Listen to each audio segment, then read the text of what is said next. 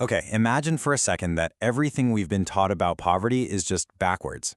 Like, what if looking at someone's bank account tells us absolutely nothing about whether they're actually poor? Welcome to This Explainer. Today, we're unpacking a brilliant, paradigm-shifting realization by development economist Oloyomi Oladevid. Through her decade of research, she discovered a radical truth about how we measure success, survival, and society itself. And honestly, her findings are going to completely change how you view your own daily schedule. So, I want you to reconsider your own definition of poverty for just a moment. Who is poor? Right off the bat, your mind probably jumps to a lack of money, right? Empty wallets, struggling to afford basic necessities like food and shelter. And hey, that's the traditional economic view we're all fed. But what if we've been diagnosing the symptom this whole time instead of the actual disease? Well, this brings us to the absolute core of her argument. Oloyomi Oladevid realized that being deprived of income is really just a consequence. As she so perfectly puts it, I think the time poor are the real poor. The root issue here, the actual poverty, is lacking the time to build your human, social, and financial capital. Think about it. If you don't have time, you literally don't have the resources to create a decent quality of life for yourself or your family. You're effectively locked out of contributing to the global community. All right, let's dive into exactly how her theory plays out. Our agenda today covers, first, the true meaning of poverty, second, the productivity ladder, third, the hidden household economy, fourth, the trade-off for mothers, and finally, measuring what truly matters. So jumping right into Section 1, the true meaning of poverty, moving beyond income. Let's break down exactly how she separates money from time. Now, what's really fascinating here is the stark contrast she draws between two types of poverty. Income poverty, which is what governments usually measure, basically asks if you have enough cash to buy what you need today. But time poverty, that is far more insidious. If you're time poor, every single waking second is consumed just trying to survive. You have absolutely zero margin to learn a new skill, network, or just enhance your overall capacity. She argues that time poverty is the fundamental trap that keeps people stuck, literally preventing them from generating the very income they need. Which leads us to Section 2, the productivity ladder, how we allocate time. Time is ticking, so let's see how the hours of our day basically dictate our economic destiny. Think about how you spent your time yesterday. Was it low productivity or high productivity? Low productivity activities rely heavily on physical strength and resilience, manual labor or basic survival tasks, and they offer a really low market return.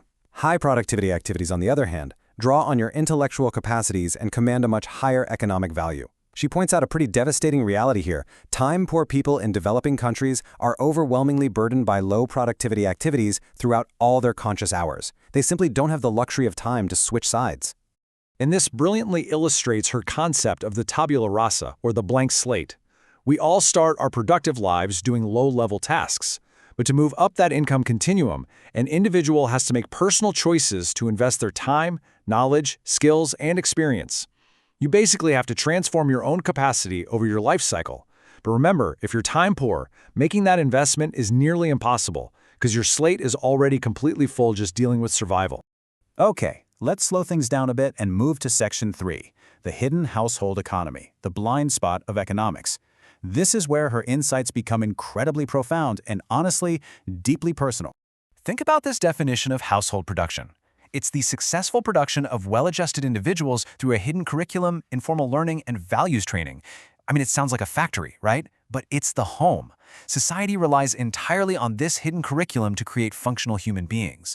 Yet, here's the crazy irony of traditional economics. This absolutely crucial societal factory produces exactly zero official GDP. It is completely invisible on a national balance sheet. So, the really crucial point here is this. Because society measures success by immediate cash, a mother's care work is erroneously classified as low productivity. Why? Just because it doesn't instantly generate a paycheck. But Oloyomi Oladevid passionately argues that this classification is a massive error.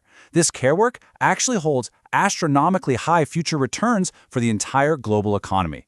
By building human and productive capital in the home, mothers are doing the ultimate high productivity work. It just takes a generation to mature. And that massive conflict brings us to Section 4, the trade-off for mothers, the modern dilemma. Let's see how this builds into an almost impossible choice for women in the formal labor market. If a mother is time poor and cannot afford to pay someone else to do the household care, she faces a seriously agonizing trade-off. It's either pursue a thriving career and risk having emotionally deprived children because she simply isn't there, or exit her career, sacrificing her own capital advancement just to raise emotionally stable, well-adjusted kids. It's an incredibly rigid and, quite frankly, unfair reality that forces her to pause her own economic life cycle. But there is a potential escape route, the flexibility advantage. Mothers who own their own businesses and employ others actually gain control over their time. They have the flexible work demands necessary to invest in their own human and social capital while still managing all that vital household production. They effectively buy back their time, proving once again that time, not just income, is the ultimate currency of freedom. Finally, we arrive at Section 5, measuring what truly matters, a new yardstick. So, how do we fix a system with such a massive blind spot? Well, consider how we currently keep score. We measure firms by their sustained profit.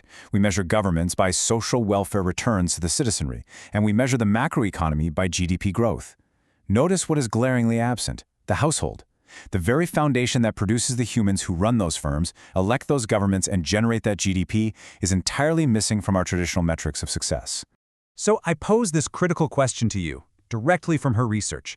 How do we actually measure the long-term productivity of households? She argues that economic thought absolutely has to advance. We desperately need new research and new policies, especially in developing countries, that finally shine a spotlight on the household. We need a way to quantify the immense value being created behind closed doors. To really drive this home, she wonderfully adapts Martin Luther King Jr.'s famous words saying, "Humans should be assessed by the content of their character, as engineered by concerted household production." Think about that. A highly productive household shouldn't be judged by the size of its income. It should be judged by the quality of the human capital it contributes to the world. Good character, solid values, stability, these are the ultimate economic assets, and they are engineered right at home. I want to leave you with a final provocative thought to chew on today. Think about your own conscious hours. Are you caught in the time poverty trap, spending them purely on survival? Or do you actually have the time to allocate toward true investment in yourself, your skills, and your household? Understanding that difference isn't just about economics, it's about reclaiming the true wealth of your life.